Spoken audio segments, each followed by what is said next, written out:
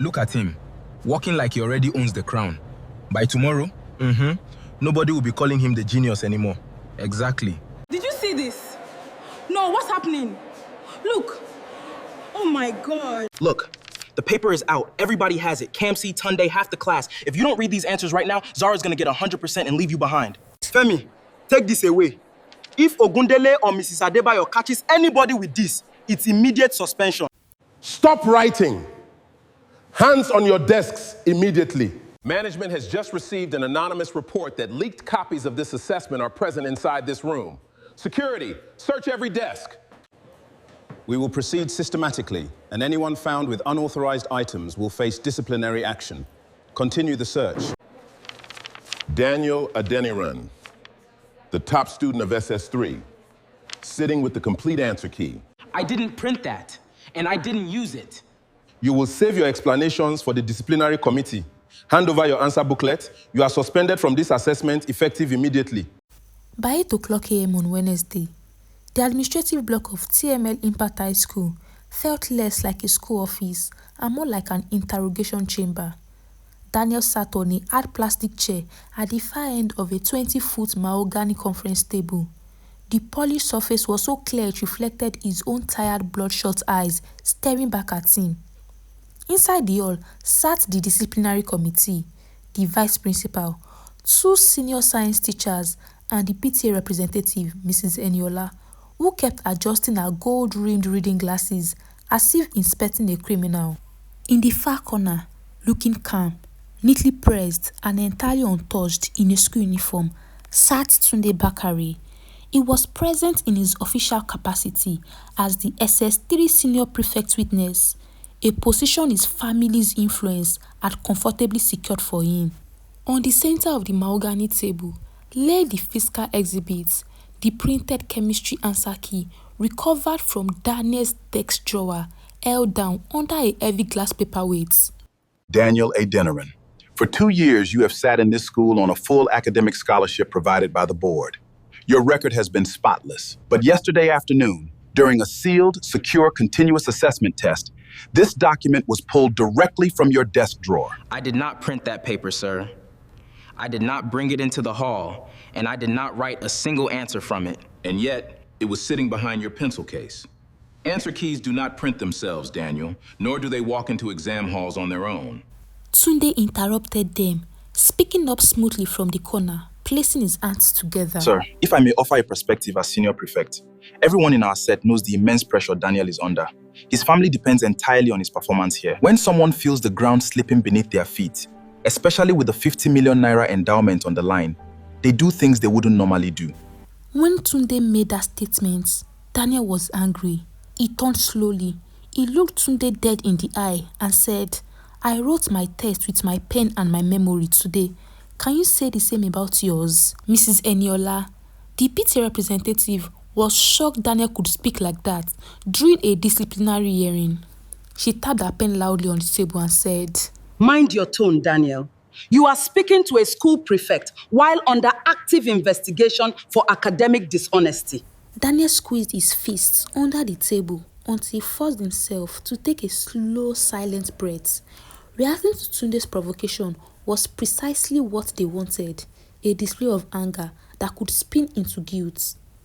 While the interrogation was ongoing, suddenly, there was a knock on the heavy wooden door.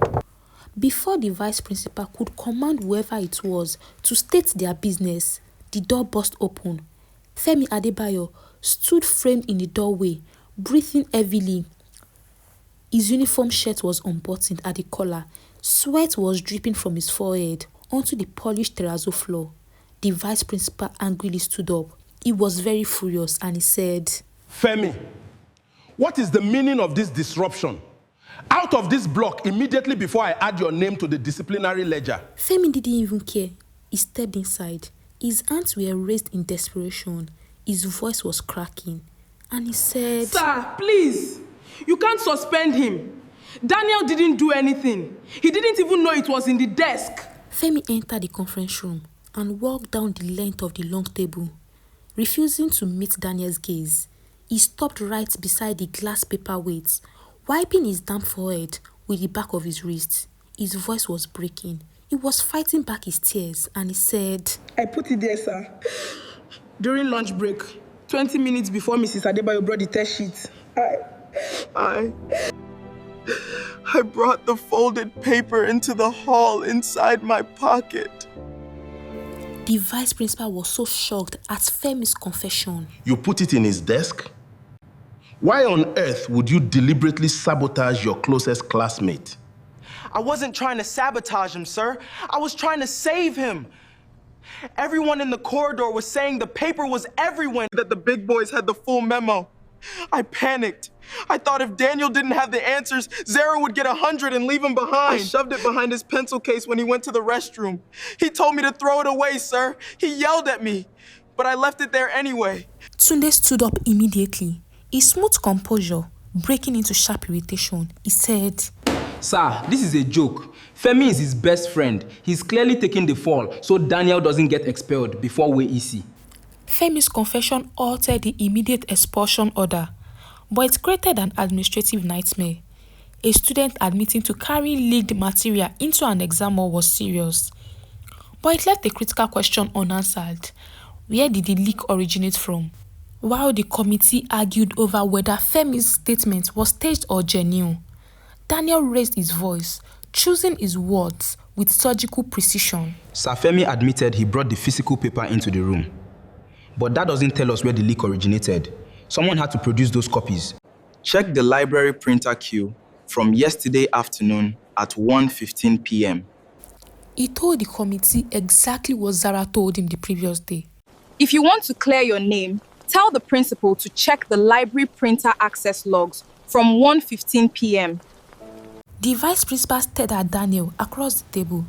For 3 long seconds, the room was dead silent. Then he took a heavy bunch of keys out of his pocket. Follow me. All of you. Tunde, Femi, and Daniel followed the vice principal. Few minutes later, the entire panel, along with Daniel, Femi, and a visibly tense Tunde, were crammed into the narrow, chilled IT server room behind the main library terminal bay. The school's young network administrator pulled up the master print log on his monitor. Let's see. Tuesday, 1:15 p.m. Here it is, job ID 4092. File title, SS3, R the score chemistry, Rs KT, Rs confidential.pdf. 8 copies rendered in high resolution. The vice principal was very surprised. Then he asked, Which account authorized the print queue? The IT administrator clicked the job properties tab. A bold yellow highlighted profile string expanded across the screen.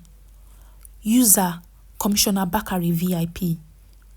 The IT administrator froze, his hand hovering over the mouse as he realized the weight of the name staring back at him. The vice principal's face darkened. Then his voice dropped into a low cautious register and he said, This login credential belongs to Tunde's family. It is their official access pass. Then he faced Tunde. Tunde, did you authorize anyone to use your family's portal yesterday? Then Tunde replied, I didn't. Kamsi had my tablet during break. He must have. I mean, anyone could have touched my screen while I was at football practice. I didn't print anything. The vice principal looked at Tunde. He knew the login credential was his father's administrative access pass. He thought about what he could do. Then he said, The library's CCTV dome in the terminal bay has been offline for routine maintenance since Monday. Therefore, we cannot digitally verify who sat at that physical terminal at 1:15 p.m. The school system did what it was designed to do, protect power while appearing to enforce discipline. Without camera evidence to definitely link Tunde to the physical keyboard, the school administration closed the loop quickly. By Thursday morning, a typed notice was posted on the Central Administrative Board. Femi was handed 2 weeks of mandatory campus detention, 20 hours of community service, and a final warning letter for introducing leaked material into the school premises. Tunde Bakare was assigned 3 days of light internal library organization for negligent security management of an official portal account. Daniel stood before the glass notice case, reading the black ink on the white paper. The system hadn't delivered the truth. It had calculated the price of peace. Daniel was officially reinstated. His suspension was erased, but the rot inside TML Impact High School was no longer hidden beneath polished floors and pristine uniforms. It was out in the open. By 3:30 p.m., the campus had largely emptied. The afternoon sun cast long shadows across the concrete bleachers overlooking the main sports field. Daniel and Femi sat on the top row, away from the security guards. Femi rested his arms on his knees and stared down at his worn-out school shoes. Femi's voice was quiet. With heavy remorse, he said, "Bro, I swear to God, I almost died when Vice Principal called your name yesterday. I thought I had ruined your entire life because of 2,000 naira. Daniel sighed, staring straight at him. You're an idiot, Femi. A genuine, uncertified idiot. But walking into that boardroom when you knew you were gonna get punished? That took courage. I couldn't sleep, Daniel. I saw your mother's face in my head all night. If you got kicked out because of my foolishness, I wouldn't have been able to look at myself in the mirror. Forget about the CAT test for a second. We have a bigger problem." Daniel reached into his bag, pulled out his phone, and plugged in a pair of worn-out white earpieces. He handed one rubber of earpiece to Femi. He said, "Femi, listen to this carefully." He tapped the screen and played the voice note sent to him the previous day from that unknown number. Are we completely sure the public swallows the 50 million figure? They started it all. The media has already published the press release. Once the final WAEC exam begins, no one will be able to stop us. What about the Adeniran boy? Ogundele says he's a prodigy. If he keeps scoring 99s, it will look suspicious when we award the slot elsewhere. Femi sat upright, pulling the earpiece out of his ear as if it had burned him. His eyes were wide with shock. Jesus Christ, Daniel. That second guy. I think I know whose voice that is. That's Mr. Zara's father. Daniel slowly coiled the earpiece wire around his fingers, his expression stone cold. Because how will you explain that Zara's father is the one plotting against him? When Daniel and Femi realized that the voices belonged to Chief Bamidele and Zara's father, Daniel carefully explained what he thought about the situation and the voice note they had just heard. Chief Bamidele provides the face and the money for the foundation. But Zara's father is the legal architect behind the whole structure. If he's talking about making sure I can't write WAEC, then whatever this scholarship actually is, Zara already knows far more than she's letting on. So Zara is in on it? She's helping her father destroy you? If she wanted me destroyed, she wouldn't have told me to check the library printer logs. She's playing her own game, Femi, and I need to find out what it is. Daniel caught up with Zara near the covered walkway behind the library. She was alone, putting a heavy leather bag over her shoulder. Her posture was as perfect as always. Daniel looked at her and said, Your printer log tip worked. I know. The vice principal published the reinstatement notice 3 hours ago. Daniel was surprised when Zara said she knew the tip would work. He decided to trick her a little, just to find out if the voice in the audio really belonged to her father. I want to play a recording about this scholarship, Zara. I want you to help me match the second voice. Zara's body went completely still. Then she asked, Which recording is that? Daniel looked at her and said, Yes, about the scholarship. I think Chief Bamidele has an ulterior motive. Zara was surprised, and in a low, dangerous whisper, she said, Then you should be intelligent enough not to say names out loud in an open courtyard. When Zara said this, Daniel knew she was aware of something. He decided to stop beating around the bush and ask her directly. Your father built the legal trust for the TML Impact High School. What are they planning, Zara? What happens when WAEC starts? My father has been building a shadow inside that foundation for 3 years. I don't have every piece of the puzzle, Daniel. But I know the 50 million naira is not a scholarship. It was never meant for a student. And you're just sitting in the front row, competing for a trophy you know is fake? I don't want them choosing who wins, Daniel. That is very different from wanting their prize. Why help me then? If I got suspended yesterday, your father's path would have been 10 times easier. Because if they eliminate you with cheap tricks and leaked papers, It lets them control the narrative. If you stay in the race and keep scoring 98s and 99s, their math breaks. They can't fake a final result if the margin between us is too obvious for the state board to ignore. You're using me as a shield. I'm using every tool available to make sure my father doesn't get what he wants. Keep your head down, Daniel. The IT log was just a sloppy move by Tunde. My father doesn't make sloppy moves. She turned and walked down the steps towards her waiting car, leaving Daniel standing in the shade of the courtyard. He had gained an ally, but as he watched her car pull out of the gate, one dark truth remained. Zara was fighting her father, but she wasn't fighting for Daniel. If throwing him to the wolves served a final goal, she wouldn't hesitate.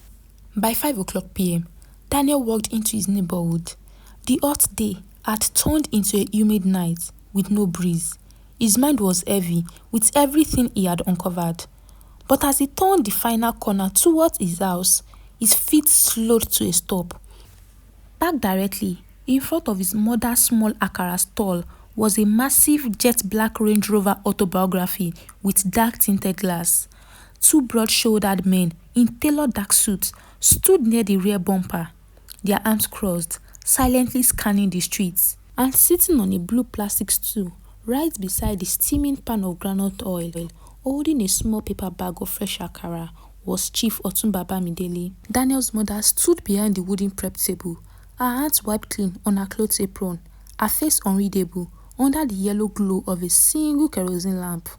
Chief Bamidele saw Daniel approaching and said, the young genius arrives. Daniel, good evening, no. Your mother is a master of her crafts. The akara is exceptional, crisp on the outside and soft within. Daniel stopped 6 feet away, his voice quiet and conscious. Good evening, sir. What are you doing in our yard?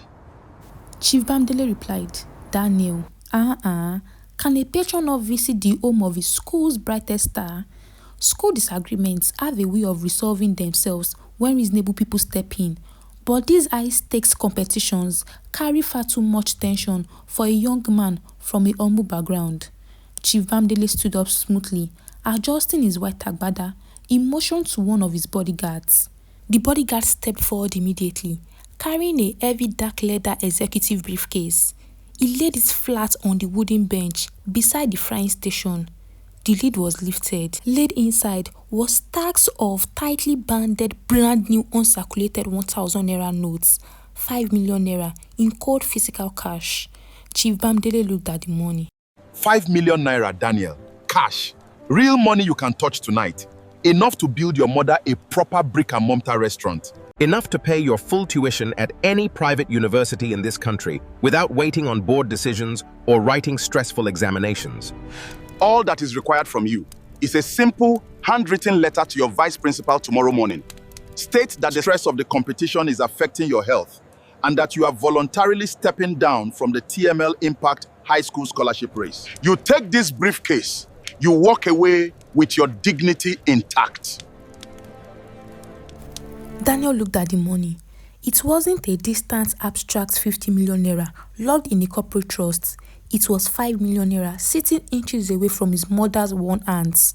Enough money to change their lives overnight, to erase every debt, to buy real medicine, to secure a future without fear. He looked at his mother. Mama Daniel didn't reach for the briefcase. She didn't look at the money. She kept her eyes fixed entirely on her son, waiting. Daniel turned his gaze back to Chief Bamidele. Close your briefcase, Chief. I am writing those exams. The warm smile on Chief Bamidele's face didn't fade immediately. It dissolved, piece by piece. Chief Bamidele leaned closer towards Daniel and said, You should have taken this offer, Daniel. Some opportunities don't come twice. I hope you won't regret that decision. Chief Bamidele turned and walked slowly towards the waiting car. His bodyguards followed behind him. Daniel remained beside the akara stall, watching as Chief opened the door. Before getting in, Bamidele stopped. He glanced back at Daniel one last time. A faint smile crossed his face. Then he stepped into his SUV. The SUV pulled away. Daniel's mother finally broke her silence. Daniel, who exactly is that man? She asked her son. Daniel looked down at the empty road. He had no answer, but somehow, he knew the scholarship was no longer just a competition. Thank you so much for watching this video. If you know you enjoyed watching this video, please make sure you hit the subscribe button, subscribe to my channel, like this video, drop your thoughts down in the comment section, and don't forget to turn on your post notification so you'll be notified once episode 4 drops. Stay safe out there, guys. Good night.